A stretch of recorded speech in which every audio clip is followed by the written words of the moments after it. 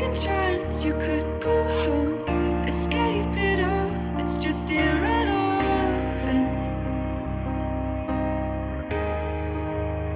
It's just medicine.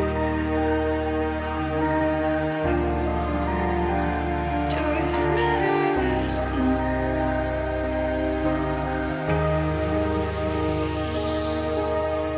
Hallo Papa, ich hoffe dir geht's gut da oben. Würdest du mich sehen, würdest du mich jetzt loben? Alles läuft gut, soweit ich es beurteilen kann. Ich werde deinen Wunsch erfüllen, irgendwann. Ich werde glücklich werden, genauso wie du's wolltest. Ich werde dein Leben leben, genauso wie du solltest. Meinen ersten Sohn werde ich nach dir benennen. Diese Frau, die das nicht zulässt, will ich nicht kennen. Es macht mich immer noch sauer, dass du nicht mehr da bist. Und auch nach einem Jahr begreif ich nicht, was passiert ist. Papa, du fehlst mir, auch wenn du's nicht hören kannst. Ich denke täglich an dich, hoffe, dass du spüren kannst. Hätte ich eine zweite Chance, würde ich es besser machen.